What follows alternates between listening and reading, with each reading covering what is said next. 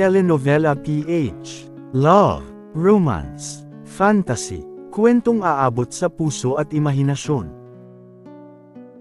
Lucas and Althea Stories. Anino sa Liwanag. Isang pag-ibig na isinilang sa gitna ng dilim. Episode 58. Apoy at Anino, simula ng bagong laban. Tahimik ang lumang hasyenda. Ang liwanag ng buwan ay bahagyang tumatama sa bakuran habang nakatayo si Don Gustavo sa gitna. Sa harap niya ay ang grupo ng mga lalaking tila matagal nang naghihintay. Ang lalaking nasa unahan ay dahan-dahang lumapit. "Matagal ka naming hinihintay, Don Gustavo." Nakatitig lamang si Don Gustavo, sinusuri ang bawat galaw nila. "Kung alam ninyo ang pangalan ko," malamig niyang sagot. "Siguro alam ninyo rin kung sino ang pinaglilingkuran ko." Bahagyang ngumiti ang lalaki. "Rosa Negra." Nagulat si Don Gustavo, ngunit hindi niya ito ipinakita sa mukha. "Kung ganoon," patuloy ng lalaki, "alam mo rin siguro na hindi lang sila ang nagtatago sa dilim ng mundong ito." Unti-unting lumapit ang ilan pang tauhan sa likod ng lalaki. Ramdam ni Don Gustavo na hindi ito simpleng grupo lamang. Parang isang samahan na may sariling kapangyarihan. "Sino kayo?" tanong niya. Saglit na natahimik ang lalaki bago sumagot. "Sabihin na natin, kami ang mga taong mas nauna pang naglaro sa dilim kaysa sa Rosa Negra." Sa unang pagkakataon, napagtanto niya na maaaring hindi lang Rosa Negra ang tunay na kapangyarihan sa mundong ito. At maaaring ang misyon na ibinigay sa kanya ay hindi lamang simpleng pagsubok. Maaaring ito ay simula ng mas malaking laro ng kapangyarihan. Tahimik ang bakuran ng lumang hasyenda. Ang malamig na hangin ng gabi ay dumadaan sa mga puno habang nakatayo si Don Gustavo sa harap ng misteryosong grupo. Hindi siya gumalaw. "Sino kayo?" muli niyang tanong, mas malamig ang tono. Lumapit pa ng isang hakbang ang lalaking nasa unahan. "Hindi mahalaga kung sino kami," sabi nito. "Ang mahalaga ay kung bakit ka namin hinihintay." Tumaas ng bahagya ang kilay ni Don Gustavo. "Kung ganoon, magsalita ka." Saglit na nagkatinginan ang mga lalaki sa likod ng pinuno bago ito nagsalita muli. "Matagal na naming pinagmamasdan ang Rosa Negra." Natahimik si Don Gustavo. "Alam namin kung paano sila kumikilos, kung paano sila magpalakas, at kung paano sila pumipili ng mga taong magiging mahalaga sa kanilang hinaharap." Unti-unting lumapit ang lalaki hanggang halos magkatapat na sila. "At ikaw, Don Gustavo, isa ka sa mga taong iyon." Hindi nagbago ang ekspresyon ni Don Gustavo, ngunit mas tumalim ang kanyang tingin. "Kung pinagmamasdan ninyo ang Rosa Negra," sabi niya, "bakit ninyo ako kinakausap?" Bahagyang ngumiti ang lalaki. "Dahil sa lahat ng bagong kasapi nila, ikaw ang may pinakamalaking potensyal na baguhin ang kapalaran ng samahan." Saglit na natahimik ang paligid. Pagkatapos ay sinabi ng lalaki ang isang bagay na lalo pang nagpabigat sa hangin. "At dahil alam namin, na darating ang araw na ikaw mismo ang hahawak sa kapangyarihan ng Rosa Negra." Bahagyang kumunat ang noo ni Don Gustavo. Hindi niya inaasahan ang sinabi nila. Ngunit sa loob-loob niya, may isang tanong na nagsimulang mabuo. Paano nila nalalaman ang mga bagay na ito? Sa unang pagkakataon, napagtanto niya na ang misyon na ito ay hindi lamang pagsubok ng Rosa Negra. Maaaring may ibang taong matagal nang nagbabantay sa kanyang landas. Tahimik ang hangin sa lumang hasyenda. Ang liwanag ng buwan ay tumatama sa mukha ni Don Gustavo habang nakatayo siya sa harap ng misteryosong grupo. Hindi pa rin nawawala ang tanong sa kanyang isip. Paano ninyo nalalaman ang mga bagay na iyon? Saglit na natahimik ang pinuno ng grupo. Pagkatapos ay dahan-dahan siyang ngumiti. "Dahil, Don Gustavo, hindi ka lamang basta anak ng pamilya Monteverde." Bahagyang kumunat ang noo ni Don Gustavo. "Alam ko kung sino ako." Umiling ang lalaki. "Hindi, ang alam mo ay bahagi lamang ng katotohanan." Natahimik ang paligid. Ang ibang lalaki sa likod ng pinuno ay tila nagmamasid lamang sa reaksyon ni Don Gustavo. Pagkatapos ay nagsalita muli ang pinuno. "Ang apelyido mong Mondragon, hindi mo ba naitanong kung bakit iyon ang dala mo? Sandaling napaisip si Don Gustavo. Matagal na niyang alam na hindi siya ganap na Monteverde. Ngunit hindi kailanman ipinaliwanag ng kanyang ama ang buong kwento. Ang iyong ina, patuloy ng lalaki, ay hindi lamang isang ordinaryong babae na nakilala ng iyong ama. Mas tumulim ang tingin ni Don Gustavo. Kung may alam kayo, sabihin ninyo. Huminga ng malalim ang lalaki bago sinabi ang bagay na magpapabago sa lahat. Ang iyong ina ay may dugo ng isang lumang angkan. Isang angkan na matagal nang konektado sa mga lihim na samahan sa mundong ito. Natahimik si Don Gustavo, ang angkan ng Mondragon. Unti-unting lumalim ang katahimikan sa pagitan nila. At ang angkang iyon, dagdag ng lalaki, ay may kaugnayan sa mga taong nagtatag ng mga samahang tulad ng Rosa Negra. Nanlaki ang mga mata ni Don Gustavo. Kung totoo ang sinasabi nila, ibig sabihin mas malalim ang koneksyon niya sa mundong ito kaysa sa inaakala niya. Hindi lamang siya isang lalaking naghahanap ng kapangyarihan. Maaaring nakaukit na sa dugo niya ang landas patungo sa dilim. Matapos marinig ni Don Gustavo ang tungkol sa angkan ng Mondragon, nanatili siyang tahimik. Ngunit makikita sa kanyang mga mata na nagsisimula siyang magduda sa lahat ng alam niya tungkol sa sarili. Napansin iyon ng pinuno ng misteryosong grupo. Dahan-dahan itong naglabas ng isang maliit na lumang kahon mula sa loob ng kanyang Amerikana.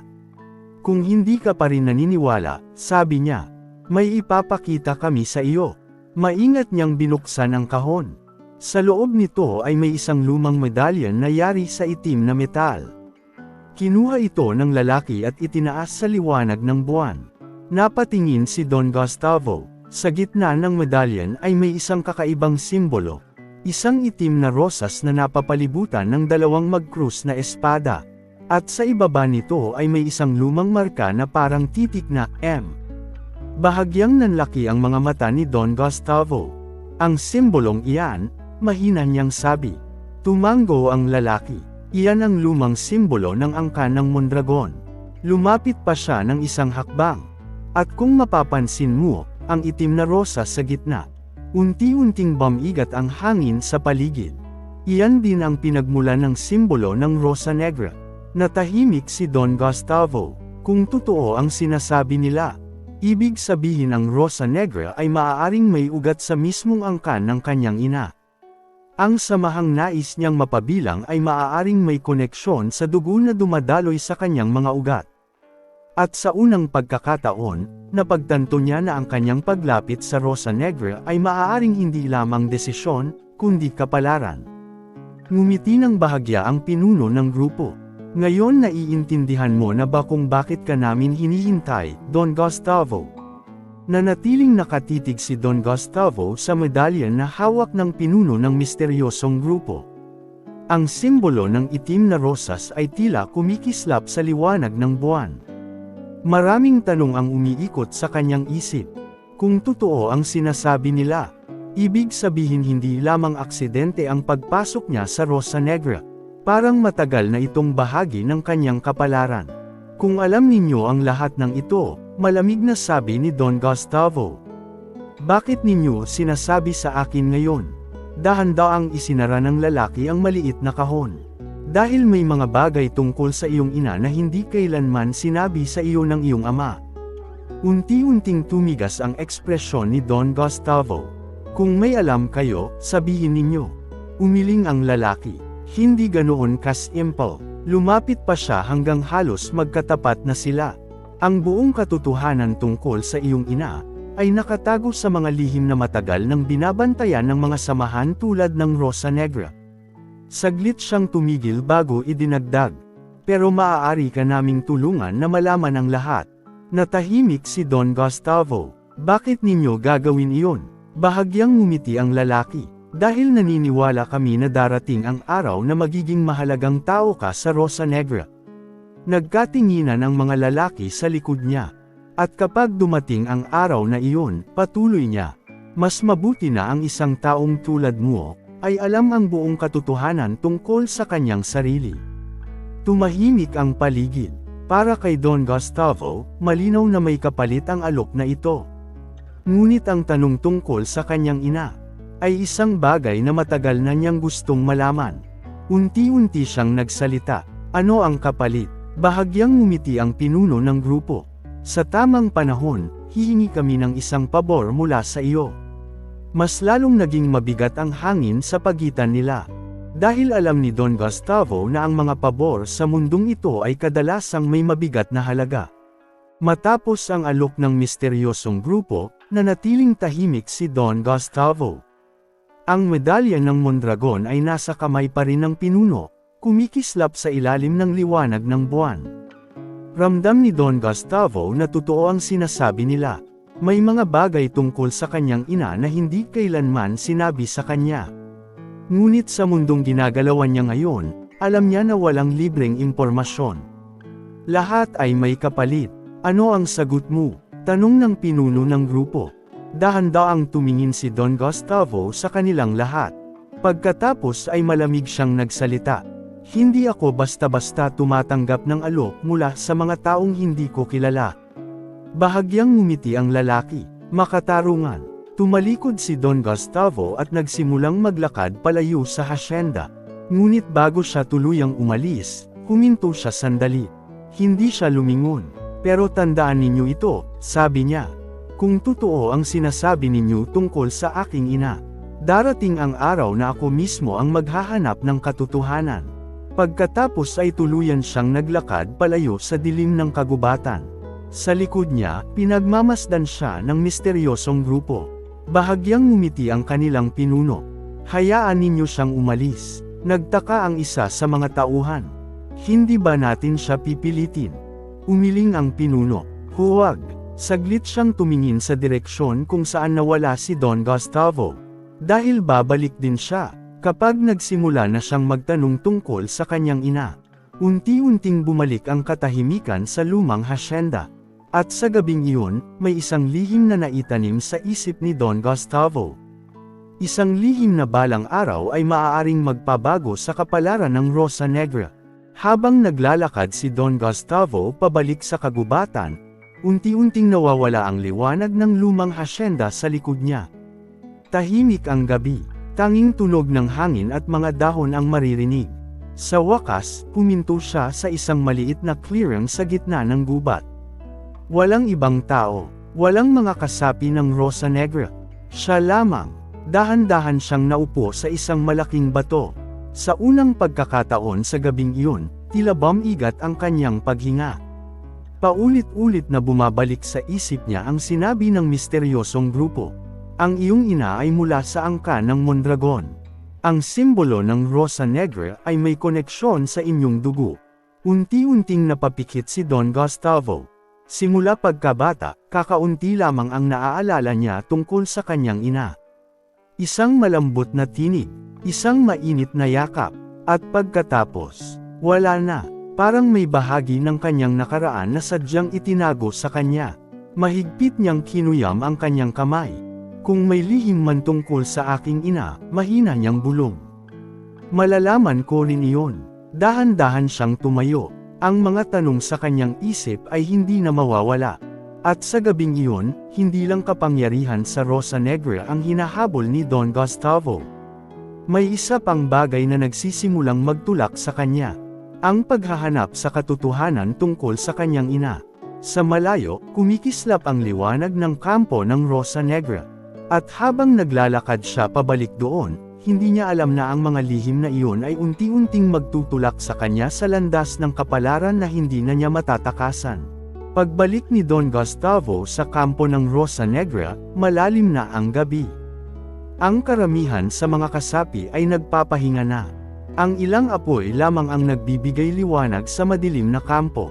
Tahimik siyang naglakad papunta sa kanyang maliit na kubo.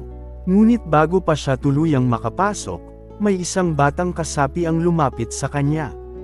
Don Gustavo, sabi nito habang iniabot ang isang maliit na nakatiklop na papel. Iniwan po ito ng mentor ninyo. Bahagyang kumunat ang noo ni Don Gustavo. Kailan? Kanina lang po, bago kayo bumalik. Tahimik niyang kinuha ang papel. Pagkatapos ay dahan-dahan niya itong binuksan. Maikli lamang ang nakasulat, "Kung matagumpay ang iyong misyon, pumunta ka sa lumang tore sa hilaga ng kampo. Huwag kang magpapakita sa iba." Napatingin si Don Gustavo sa direksyon ng madilim na kagubatan sa hilaga. Ang lumang tore ay isang lugar na bihirang puntahan ng mga kasapi. Kung tinawag siya ng mentor doon sa ganitong oras, ibig sabihin may mahalagang pag-uusap na mangyayari. Dahan-dahan niyang tinupi muli ang papel. At nang sandaling iyon, hindi niya alam kung ang naghihintay sa tore ay gantimpala o panibagong pagsubok. Tahimik siyang naglakad patungo sa dilim ng hilagang bahagi ng kampo. Sa taas ng kagubatan, natatakpan ng ulap ang buwan. At sa malayo, makikita ang lumang tore na tila nagbabantay sa lihim ng Rosa Negra. Tahimik ang paligid ng lumang tore sa hilagang bahagi ng kampo. Ang hangin ay dahan-dahang umiihip habang papalapit si Don Gustavo. Ang ilaw mula sa isang maliit na lampara sa loob ng tore ang tanging liwanag sa dilim. Pagpasok niya sa loob, nakita niya ang kanyang mentor na nakatayo sa tabi ng isang lumang mesa. Hindi ito agad nagsalita. Pinagmasdan muna siya nito. "Bumalik ka," sabi ng mentor. Tumango si Don Gustavo. "Natapos ko ang misyon." Sandaling natahimik ang mentor bago nagsalita muli. "Hindi lamang natapos, matagumpay mo itong nagawa." Lumapit ito sa mesa at may inilabas na maliit na simbolo na yari sa itim na metal. Isang emblem ng Rosa Negra. "Hindi lahat ng bagong kasapi ay umaabot sa puntong ito," sabi niya. Tinitigan ni Don Gustavo ang simbolo. Anong ibig sabihin yan? Dahan-daang inilapag ng mentor ang emblem sa harap niya. "Simula ngayon, hindi ka na lamang ordinaryong kasapi ng Rosa Negra. Mas lalong tumahimik ang silid. Binibigyan ka ng samahan ng mas mataas na posisyon." Bahagyang kumunat ang noo ni Don Gustavo. "Anong klaseng posisyon?" Sumagot ang mentor sa mababang tinig. "Isa sa mga taong magsisimulang humawak ng mga lihim na misyon ng samahan. Isang antas na malapit na sa inner circle." Sandaling nagkatinginan ang dalawa. Para kay Don Gustavo, ito ang unang hakbang papunta sa kapangyarihang matagal na niyang hinahanap. Ngunit sa likod ng tagumpay na iyon, unti-unting lumalalim ang kanyang pagpasok sa madilim na mundo ng Rosa Negra. Habang hawak ni Don Gustavo ang emblem na ibinigay ng mentor, tahimik ang silid ng lumang tore. Ang malamig na hangin ay pumapasok sa bintana, at tila ba may nagbabadya ng kakaibang panganib. Biglang may narinig silang malalakas na sigaw mula sa kampo ng Rosa Negra. "Alarma! Alarma!" Sigaw ng isang kasapi habang tumatakbo patungo sa tore. Agad na tumayo si Don Gustavo. Lumabas siya sa tore, at sa liwanag ng buwan, nakita niya ang isang bahagi ng kampo na nasusunog. May usok at apoy na nagmumula sa mga kubo ng ilang kasapi. Ang ilan sa mga kasapi ay nagtatakbuhan, may daladalang armas habang sinusubukang sugpuin ang apoy. "Anong nangyayari dito?" Sigaw ni Don Gustavo, mabilis na naglalakad patungo sa sentro ng kaguluhan. Biglang may napansin siyang mga anino sa dilim, hindi mga kasapi ng Rosa Negra. Parang may grupo na pumasok sa kampo ng lihim at sabay-sabay. Nakita ni Don Gustavo ang ilan sa mga kasapi ng samahan na nahihirapang labanan ang mga umatake. Sandali siyang napahinto, at ang puso niya ay tumibok ng mabilis. Ito, hindi inaasahan, bulong niya sa sarili. At marahil, simula lamang ito ng mas madidilim na laban. Habang nakatingin siya sa kaguluhan, napagtanto ni Don Gustavo, hindi na lang basta misyon ang pinag-uusapan. Ang kampo ng Rosa Negra ay nakalagay na sa panganib. At sa likod ng bawat anino, may mga lihim at kalaban na matagal nang naghihintay sa tamang pagkakataon. Kung nagustuhan ninyo ang episode 58, huwag kalimutang mag-like, share and subscribe sa channel natin, at pindutin ang notification bell para sa susunod pang mga episode, sa Lucas and Althea Stories, Anino sa Liwanag.